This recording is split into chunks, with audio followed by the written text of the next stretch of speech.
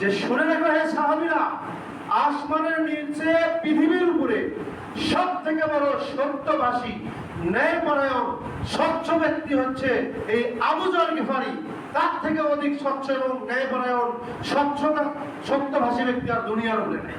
আসমানের নিচে জমিনের উপর আর কেউ নাই এই আবু যর গিফারির থেকে স্বচ্ছ ব্যক্তি।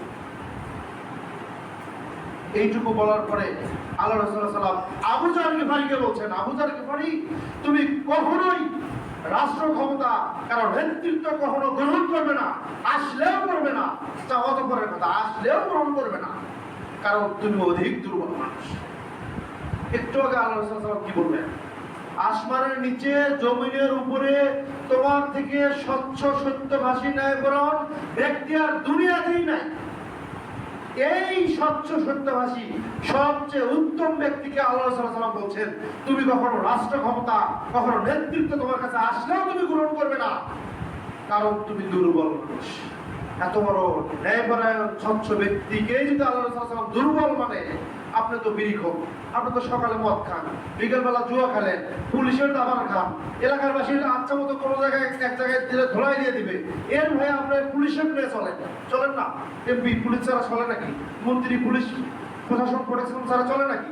এই একজন অস্বচ্ছ অযোগ্য ব্যক্তিরা আমাদের কাছে নেতা হতে আসে, অথচ সব থেকে যোগ্য সম্পন্ন ব্যক্তি সম্পর্কে আল্লাহ সাল্লাল্লাহু আলাইহি ওয়াসাল্লাম বলেছেন, আবু যর, তুমি দুর্বল মানুষ।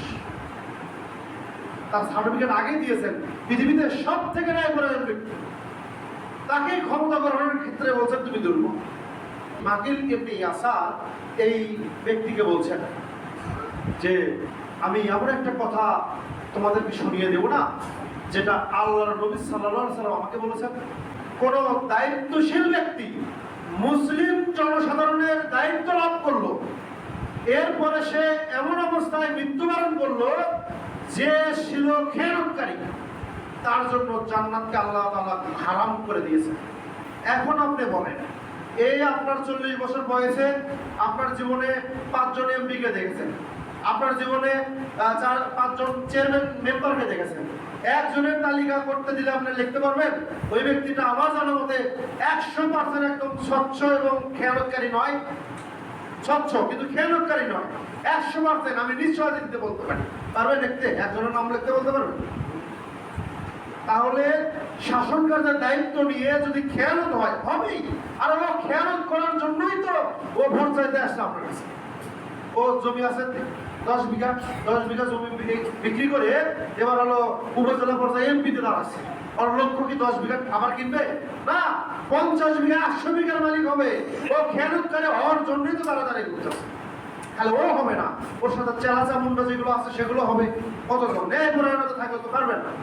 আপনার এই রাস্তার বরাদ্দ হচ্ছে 2 কোটি টাকা, ও যদি 2 কোটি টাকা দিয়েই যদি রাস্তার কাজটা করে, ও যে 10 বিঘা জমি বিক্রি করে যে ইলেকশন করলো সে টাকাটা পাবে তো?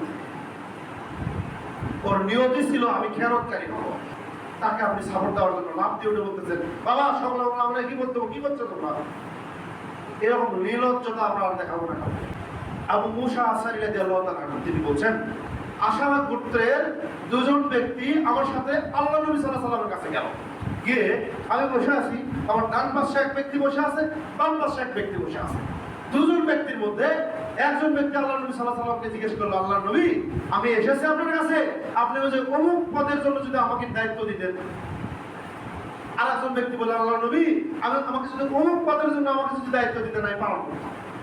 তখন আল্লাহ রাসূল সাল্লাল্লাহু আলাইহি ওয়াসাল্লাম আবু মুসাকে বলছেন, হে আবু মুসা, ব্যাপার কি? তারা আমার কাছ থেকে এরকম দায়িত্ব যাচ্ছে মানে? তখন আল্লাহ রাসূল সাল্লাল্লাহু আলাইহি ওয়াসাল্লাম ওই 2 ব্যক্তিকে বলছেন, শুনে রাখো, যে ব্যক্তি আমার কাছে কোনো দায়িত্ব চায়, আমি কিয়ামত পর্যন্ত ওই ব্যক্তিকে ওই দায়িত্ব পদে বসাই না, কোনোদিন তাকে আমি ওই দায়িত্ব দিই। তাহলে দায়িত্ব চাইলে দায়িত্ব তাকে দিবে না, এটা আল্লাহ রাসূল সাল্লাল্লাহু আলাইহি ওয়াসাল্লামের অঙ্গীকার। এখন কথা হচ্ছে, তাহলে দায়িত্ব কে পাবে? দায়িত্ব তো লাগবে, নেতা লাগবে না? আমি বুঝলাম যে ওদেরকে আমি চাচ্ছি না, তাহলে না চাবে কা? পাবো কি করে আমরা? সূরা নূর 24 নম্বর সূরার 55 নম্বর আয়াতে আল্লাহ তাআলা বলছেন, ওয়াদাল্লাহুল্লাযীনা আমানু মিনকুম ওয়া আমিলুস সালিহাত, 2টা কাজ। আমানু মিনকুম ওয়া আমিলুস সালিহাত, 2টা কাজ। লা ইয়াস্তাকলিফান্নাহুম ফিল আরদ কামা ইসতাখলাফাল্লাযীনা মিন ক্বাবলিহিম ওয়াদাল্লাহুল্লাযীনা আমানু মিনকুম ওয়া আমিলুস সালিহাত। আল্লাহ তাআলা আমাদের জন্য অঙ্গীকার করেছেন, ওয়াদাল্লাহুল্লাযীনা আমানু মিনকুম, আমাদের জন্য অঙ্গীকার করেছেন, ওয়া আমিলুস সালিহাত, যারা ঈমান আনবে এবং সৎ আমল করবে, দুইটা কাজ। লা ইস্তাখলিফান্নাহুম ফিল আরদ, তাদেরকে আল্লাহ তাআলা পৃথিবীর উপরে নেতৃত্ব, নেতা, ক্ষমতা তাদেরকে দিয়ে দিবেন। সুবহানাল্লাহ। কামা ইস্তাখলাফাল্লাযীনা মিন ক্বাবলিহিম, যেমন ভাবে নেতৃত্ব দান করেছিলেন আমাদের পূর্ববর্তীগণকে, আমাদের পূর্ববর্তীগণকে ইব্রাহিম আলাইহিস সালাম, আমাদের পূর্ববর্তীগণকে ইসমাঈল আলাইহিস সালাম, আমাদের পূর্ববর্তীগণকে মুসা আলাইহিস সালাম, সুলাইমান আলাইহিস সালাম, ওমর রাদিয়াল্লাহু আনহু, ওসমান রাদিয়াল্লাহু আনহু, তারা কি পৃথিবীর নেতৃত্ব দেন নাই? তারা কে কোন মার্কায় ভোট করেছে আমাকে বলেন? তারা কে কি মার্কায় ভোট করেছে?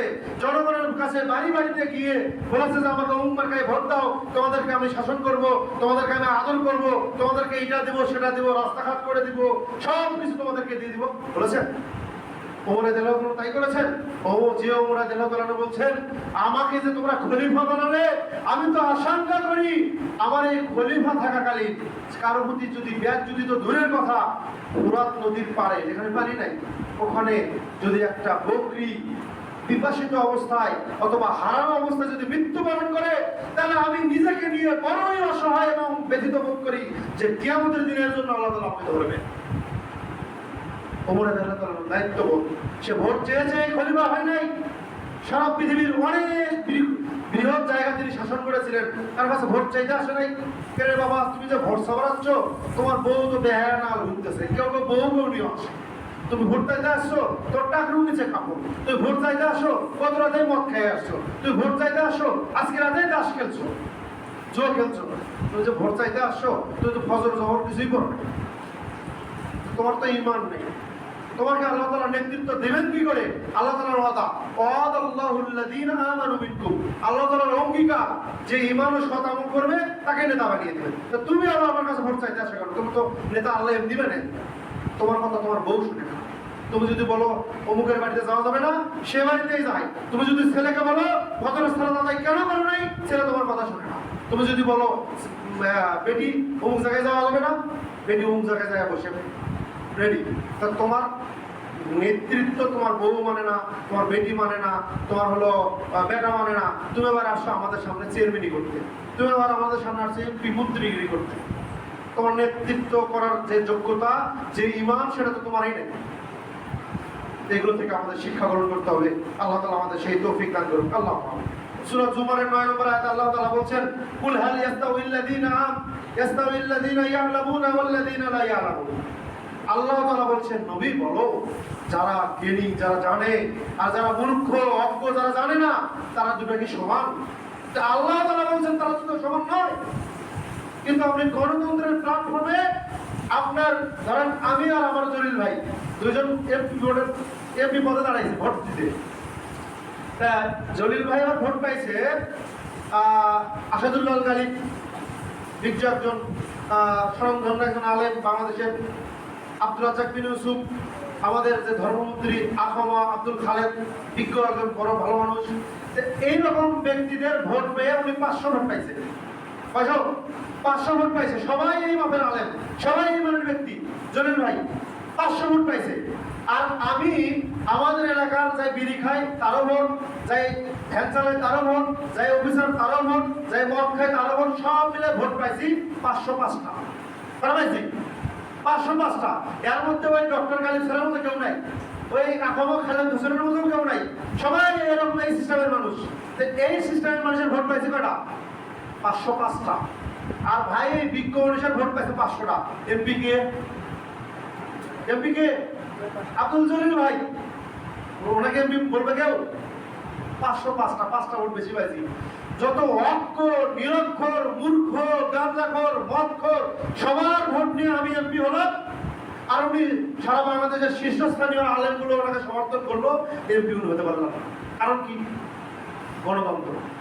আর ইসলাম হলে আমরা সারা মূর্খ অজ্ঞ 1000 হবো, আর ওনাকে 5 জন সাপোর্ট করলে উনি খলিফা, উনি নেতা, উনি চেয়ারম্যান, উনি এমপি। এটা হলো ইসলামের সিস্টেম। আমাদের কাছে যে ভোট নিতে আসে, তা আমরা যে তাদেরকে সমর্থন করব, এই সমর্থন করার ফজিলত আছে।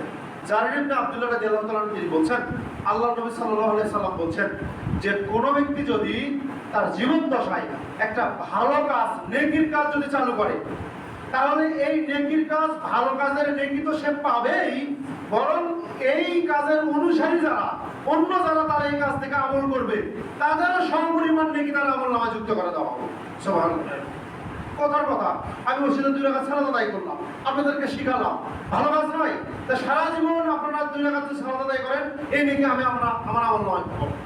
অন্যদিকে আল্লাহ রাসূল সাল্লাল্লাহু আলাইহি ওয়াসাল্লাম বলছেন, কেউ যদি তার জীবদ্দশায় যদি একটা পাপের কাজ, একটা যদি অন্যায় কাজ যদি চালু করে, তাহলে এর দায়ভার, ওই পাপের ভার ওই যে চালু করলো তার আমল নামায় যাবে। আর দুনিয়ার যত ব্যক্তি ওই তার অন্যায় কাজে সমর্থন করবে, আমল করবে, এই অন্যায় কাজের সার্বিক পাপ অন্যায়গুলো তার আমল নামায় যুক্ত করে দেওয়া হবে। এখন কথা হচ্ছে, পৃথিবীতে যারা এমপি পদপ্রার্থী হয়, মন্ত্রীর পদপ্রার্থী হয়, তারপরে হলো প্রধানমন্ত্রী, মানে বিভিন্ন মেম্বার পদপ্রার্থী হয়ে আমরা সামনে ভোট নিতে আসবে, এই সকল ব্যক্তিরা যদি ওই যে রাতে সারা রাত হোটেলে মাদক সেবন করেছে, মদ সেবন করেছে, এই মদ সেবন করে তার যত পাপ হবে, আপনার পাপ হবে। সারা জীবন যত এই মেলা, বিভিন্ন জায়গায় যে জুয়া, এগুলোর যে অনুমোদন দেয় না, সরকারিভাবে মদের লাইসেন্স দেওয়া হচ্ছে, এমপি মন্ত্রীরা যে আমাদের এলাকার আশেপাশে মেলা ডাকতেছে, এটা কি ভালো কাজ? এই ভালো কাজ তো নয়, বরঞ্চ যত লোক ওই অন্যায় জায়গায় যাচ্ছে, তত পরিমাণ সবার অন্যায় পাপ হচ্ছে। এই সবার পাপ আপনি একটা সিল মারার কারণে আপনার আমল নামায় যাবে। এখন আপনি বলেন ভোট দিতে যাবেন কিনা? মিকদাদ ইবনুল আসওয়াদ রাদিয়াল্লাহু তাআলা তিনি বলছেন, আমাকে আল্লাহর নবী সাল্লাল্লাহু আলাইহি সাল্লাম একটা জায়গার গভর্নর করে পাঠালেন। তা আমি সেখানে গভর্নরের দায়িত্ব পেলাম। পাওয়ার পরে দায়িত্ব পালন করে কিছুদিন পরে আল্লাহ নবী সাল্লাল্লাহু আলাইহি সাল্লামের কাছে মদিনায় চলে আসলাম। আসতেই আল্লাহ নবী সাল্লাল্লাহু আলাইহি সাল্লামের সাথে দেখা। তিনি বলছেন, মিকদাদ, সরকারি দায়িত্ব পালন করতে তোমাকে কেমন লাগলো? তখন মিকদাদ ইবনে আসওয়াদ বলছেন, আল্লাহর নবী, আমি সেখানে দায়িত্ব পালন করতে গিয়ে দেখলাম প্রত্যেকটা ব্যক্তি এমন অবস্থা আমার সাথে করে যে তারা আমার দাস আর দাসী, আমি তাদের চাকর। সরকারি কর্মকর্তা মানে কি? চাকর। আমি তাদের সেবা করব, কিন্তু উল্টো তারা আমার কাছে কেন এই অসহায় দরিদ্রের মতো হয়ে থাকবে? তারা বুক খুলে আমাকে বলবে, খলিফা গভর্নর, আমাদের এই সমস্যা কেন হলো? তারা বুক খুলে আমাদেরকে বলবে, খলিফা গভর্নর, অমুক জায়গায় এই সমস্যা কেন হলো? তাহলে আমাকে ধমক দেওয়ার অধিকার তারা রাখে, কারণ আমি তাদের চাকর, আমি তাদের কর্মচারী। কিন্তু তারা এটা না করে তারা আমার কাছে মিসকিন, তারা আমার কাছে গোলাম, তারা আমার কাছে অসহায় দাসের মতো আচরণ করতেছে। আল্লাহর কসম, আল্লাহর নবী, আমি আগামী দিন যতদিন পর্যন্ত থাকবো এই সরকারের রাষ্ট্রের দায়িত্ব কোনোদিন আমি পালন করবো।